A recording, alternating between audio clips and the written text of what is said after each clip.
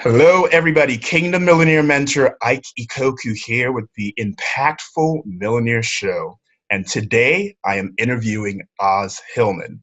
So listen, Oz, why don't we kick off the show by having you share with us a little bit of what you're up to now, as well as maybe tell us what you're most excited about.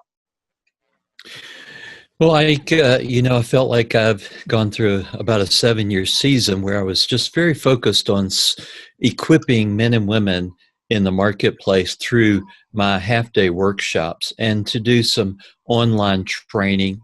And so that, I had some travel in the middle of that. Of course, I got married 2.5 years ago, and that's also a very important focus to get really established there. So all of that kept me busy.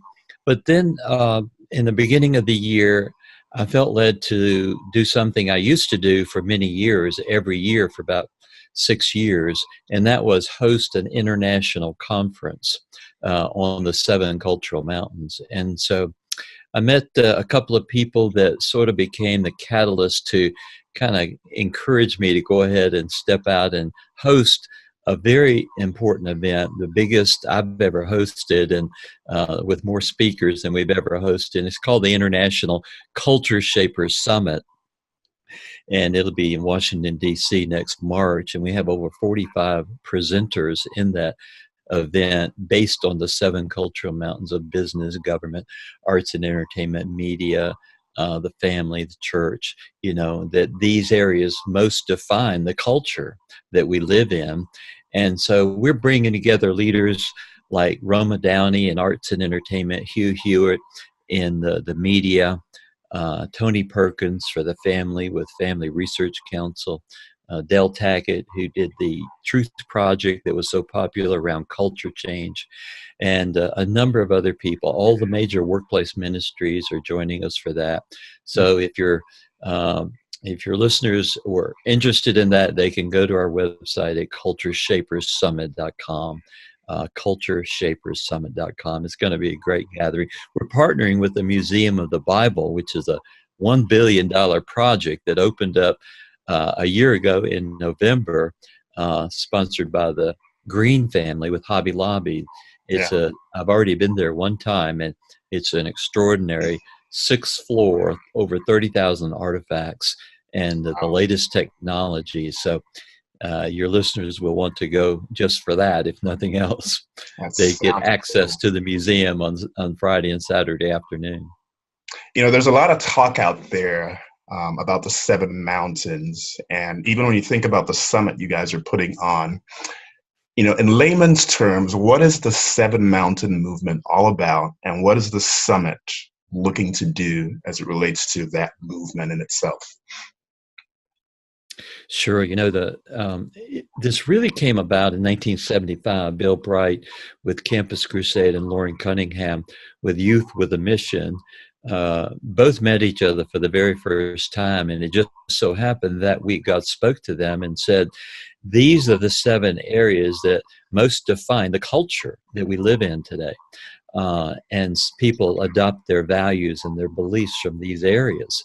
And so they said, God wants us to raise up young people to go into these areas. Now, I believe they attempted to do that, but unfortunately, they were trying to develop a strategy that was released through the church market, which I believe was not the way to do that. But it took the Faith at Work movement that really got birthed in the mid-90s, where men and women came and finally said, I realize I'm not here just to write a check for the local church, but I have a ministry myself, and I have a calling. I have a calling to impact culture. I have a calling to impact my workplace. And so as a result of that, I believe we got some momentum around the 7 mountains, which is simply a strategy. It's not a theology. It's not dominionism. It's just a concept that we want to be salt and light in these strategic areas. And we have a case study that tells us that it only takes 3 to 5% of a leadership at the top of one of these cultural mountains to shift that mountain. And the best case study of that is the gay rights movement that actually used this strategy to change America's perspective of this issue from being a moral issue to being a civil issue. And they went into each one of these mountains and used a strategy to change America's view of this issue. Wow. So for those that may be interested now in attending, reflecting on their time, I think it's in March of next year, right? Is that when it's? That's right, March 28th to 31, 2019, Washington, D.C. Okay. What would be 2 or 3 of the biggest takeaways people can expect coming out of actually attending the event? Absolutely. Well, it'll be a place where you understand the signs of the times. Because we've got top leaders in each of these areas, they're able to give us a report on what's really going on out there, and how much ground are we losing, how much ground are we taking, and the sons of Issachar understood the signs of the times, and so we want to be people that understand the signs of the times. Secondly, we want to hear from people who are doing things. We want to learn from the case studies we have a lot of 10-minute TED Talk type presenters who are doing things in each of these 7 areas. And so you'll be educated on practical models and be able to connect with those people who are doing it. We actually have an app that will be part of the event where you'll be able to connect with all the speakers right there on the app. It'll be an opportunity to collaborate with others. There'll be plenty of networking times to be able to meet some of these people and learn from them and connect with them and collaborate. We'll also be introducing a new technology called World Changer Network. This was a technology that was created originally for the United Nations for community development. It has been adopted by the guy who created it is a believer. And so he has joined World Changer Network to adopt this for kingdom purposes, to help people take a project, resource it financially, be able to connect with volunteers or team people, or if you want to hire somebody for your project. And it's a tremendous technology. We've been showing it off here lately. So that technology will help us form what we believe will be Clapham type groups out of the 7 mountains. William Wilberforce was part of about 18 other individuals back in England. They abolished slavery after 30 years of work, but they actually had 69 world-changing initiatives. And as a result of that, they were able to collaborate and really do things together that made a huge difference in the culture. So now that we have technology that can do this, we're going to form these Clapham type groups around the 7 mountains so people can meet each other and connect and be able to walk together and use their time, talent, and treasure to have greater impact. Awesome. And how many days is the summit?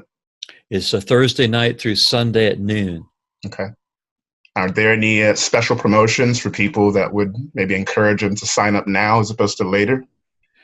There absolutely is. Until February 1st, we're running a pre-registration discount of $300. So up until February 1st, you can get a discount of $300. And after that, it goes up $300. So now's the time to connect.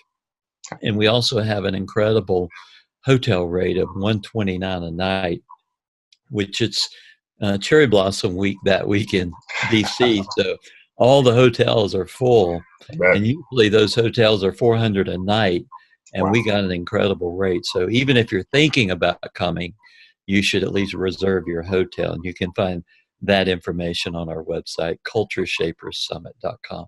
Awesome. Now, for the few who maybe scheduling conflicts preclude them from physically being present, will there be any other resources for people to be able to kind of tap into that moment as well?